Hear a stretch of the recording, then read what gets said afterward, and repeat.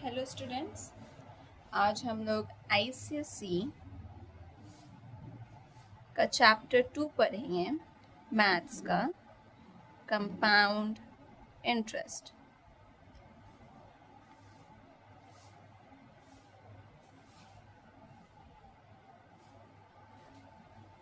ठीक है, चलिए। इंटरेस्ट क्या होता है वो तो आपको पता होगा। जब हम लोग कोई मनी लेंड करते हैं, ठीक है, फॉर एग्जाम्पल कोई मनी लेंड किया जिसको बोलते हैं प्रिंसिपल। ठीक है, प्रिंसिपल क्या होता है? मनी बोरोड, जो मनी हम लोग लिए हैं किसी से। जैसे मान लीजिए कोई लोन भी लेता है तो कुछ एक्स्ट्रा मनी देना पड़ता है हम लोग को, तो वो एक्स्ट्रा मनी जो रहता है उसे बोलते हैं हम लोग इंटरेस्ट, जो कि क्या है? Extra money paid. ठीक है, और आखिर में जो हम लोग फाइनल मनी उसको देंगे, जो कि प्रिंसिपल और इंटरेस्ट का सम होगा। हम लोग जितना मनी बोरो किए हैं वो तो हम लोग को देना ही है, साथ ही साथ हम लोग को कुछ एक्स्ट्रा मनी भी उन्हें देना पड़ता है। ठीक है, तो उन दोनों को सम करेंगे तो ये हम लोग का जो निकलेगा इसको बोलते हैं हम लोग अमाउंट। ठीक है, अब इंटरेस्ट दो तरीके से कैलकुलेट होता है। एक होता है सिंपल इंटरेस्ट, हो सकता है ये आपने सुना होगा, और एक होता है कंपाउंड इंटरेस्ट। सिंपल इंटरेस्ट जैसे नेम सजेस्ट करता है वो बहुत ज़्यादा ही सिंपल है, यानी कि सिंपली उसको हम लोग कैलकुलेट कर सकते हैं। उसका फॉर्मूला है P into R into T by 100। अब यहाँ पर P क्या है?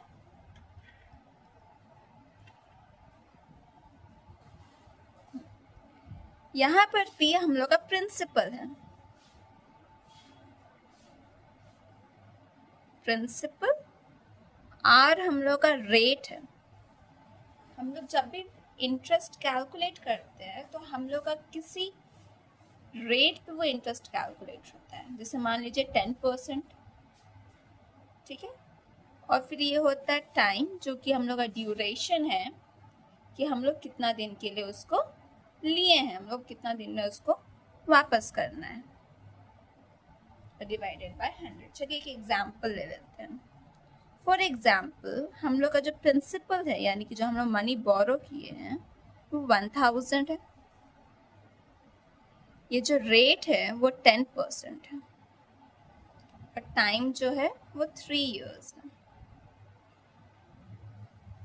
ठीक है, तो इसका सिंपल इंटरेस्ट क्या होगा? सिंपल फॉर्मूला है P into R into T by 100, जो कि हो जाएगा 1000 इंटू 10 इंटू 3 बाई 100। अब इसको हम लोग 0 0 कैंसिल आउट कर देते हैं। यहाँ पर सिंपल इंटरेस्ट आया कितना? 300। तो इसमें सिंपल इंटरेस्ट अगर किसी बोरोड मनी पर लग रहा है तो हम लोग अमाउंट कितना पे करेंगे? P plus simple interest. P हम लोग का प्रिंसिपल कितना था? ₹1000, और हम लोग का सिंपल इंटरेस्ट कितना हुआ? 300। टोटल ₹1300। ये हो गया हम लोग का सिंपल इंटरेस्ट। चलिए, अब हम लोग सिंपल इंटरेस्ट ऑलरेडी निकाल चुके थे, जो कि हम लोग का आया 1300। अब हम लोग कंपाउंड इंटरेस्ट, ये जो है वो कंपाउंडेड एनुअली है। कंपाउंडेड एनुअली बोलिए या तो ईयरली बोलिए, यानी कि हर साल हम लोग का इंटरेस्ट कैलकुलेट होता है। ठीक है, ये आपको हम वो वही वाले क्वेश्चन में कंपाउंड इंटरेस्ट निकाल के दिखाएंगे। हम लोग का प्रिंसिपल का था कितना? 1000 रुपीज़। रेट कितना था? 10%, और टाइम हम लोग का 3 years। ज़्यादा डिफरेंस आता नहीं है, क्वेश्चन सिमिलर लगेगा, बस वहाँ पर कंपाउंडेड ईयरली है या तो हम लोग को सिंपल इंटरेस्ट फाइंड आउट करना है, ये आप लोग को ध्यान देना पड़ेगा। अब हम लोग फर्स्ट ईयर का कैलकुलेट करेंगे। तो ये कंपाउंडेड ईयरली है, मतलब हर साल के एंड में कंपाउंड इंटरेस्ट कैलकुलेट होगा। तो यहाँ पर इसका कंपाउंड इंटरेस्ट कितना हो गया, फॉर्मूला सेम होगा, P into R into T by 100। यहाँ पर प्रिंसिपल हो गया 1000, रेट हो गया 10। अब यहाँ पर जो T है, यहाँ पर 3 इयर्स की जगह 1 ईयर होगा। क्यों? क्योंकि हम लोग एक साल में इसका इंटरेस्ट कैलकुलेट कर रहे हैं, हम लोग 3 साल में टोटल इंटरेस्ट कैलकुलेट नहीं कर रहे हैं, एक साल के एंड में कितना इंटरेस्ट हो रहा है हम लोग वो कैलकुलेट कर रहे हैं। चलिए इसको हम लोग कैलकुलेट करते हैं, कितना हुआ, कितना हुआ, ₹100।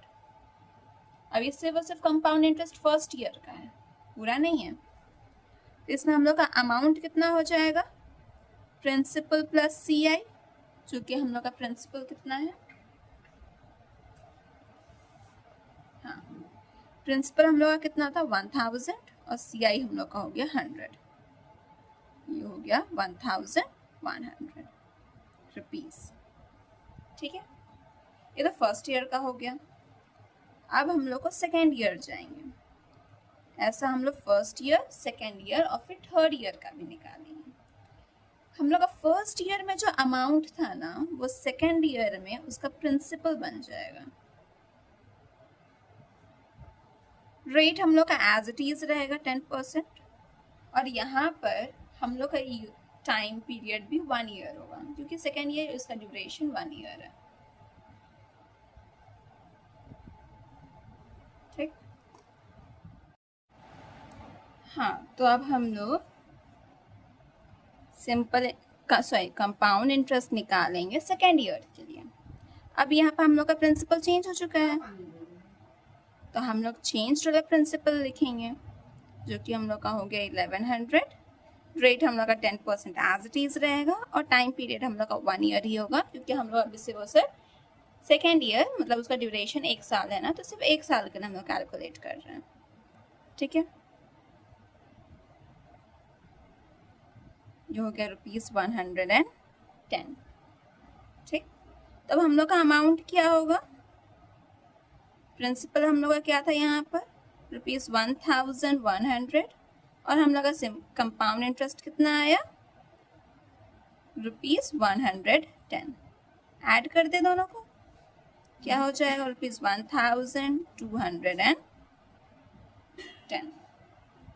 ठीक है, चलिए ठीक है। अब हम लोग थर्ड ईयर का कंपाउंड इंटरेस्ट निकालेंगे। सेकेंड ईयर का हम लोग का लास्ट प्रिंसिपल लास्ट अमाउंट क्या था 1210, वो यहाँ पर हम लोग का बन जाएगा प्रिंसिपल। रेट हम लोग का एज इट इज 10% होगा।